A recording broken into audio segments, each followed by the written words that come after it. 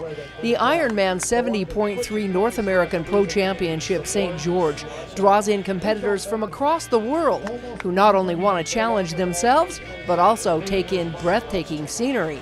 I think there's a real draw to this race. I think the magic of the course, the scenery, the fact that it's the North American Pro Championship puts a lot of mystique and magic into it, and so people say, hey, let me give it a shot. The other thing that is an interesting factor with this is the difficulty of the course, and the pros, from the pros all the way down, will say it's one of the most, if not the most, difficult courses on the circuit. And so people who are trying to get out and actually really conquer something, they're coming to St. George to do it.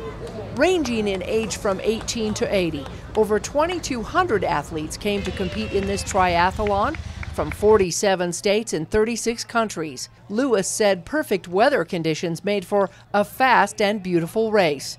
It was a record-setting ending for Canadian Lionel Sanders, who captured the first-place title just 47 seconds under the record at 3 hours, 41 minutes, and 11 seconds.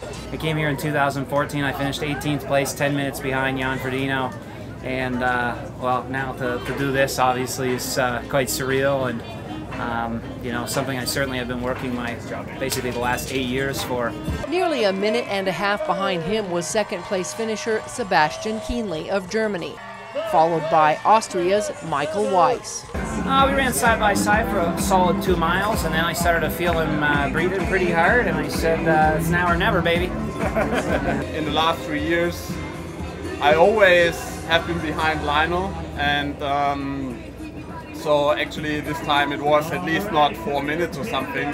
I'm very happy. First of all, congratulations to Lionel Sanders and Sebastian Kienle.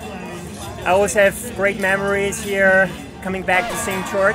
I could win my first Ironman race here 8 years ago, 2010. So it's a very special place for me. On the women's side, Canada's Paula Findlay managed to power her way to the championship, passing up the USA's Meredith Kessler, who recently had a baby.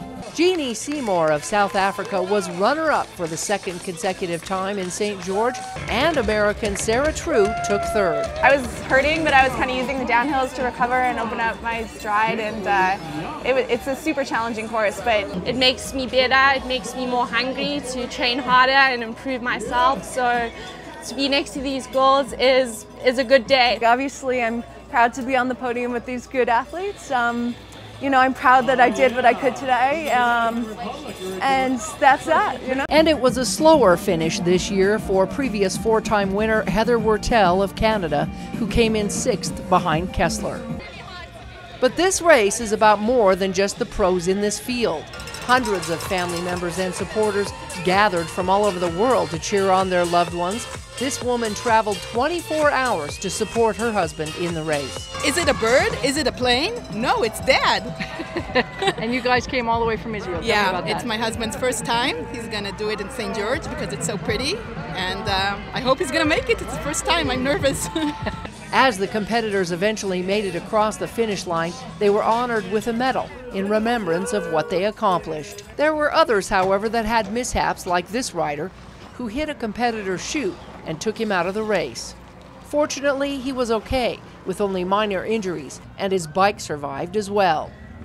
This fast-paced race on a very challenging course becomes more popular every year. It brings in more competitors and more visitors too. You know, we're so glad to welcome so many athletes and their friends and families here to this 9th Ironman, 70.3 for the last number of years. We get all that and more because of all the people that come with them.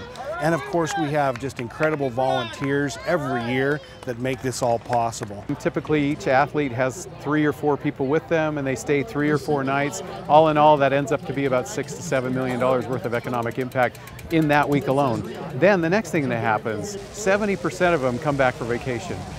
Tracking the competitors with a special phone app connected to an ankle bracelet, fans and family members wait to cheer them on from various spots along the route. But it's the accomplishment of the finish at the end that makes it all worthwhile. From the IRONMAN St. George, Melissa Anderson, CEC News.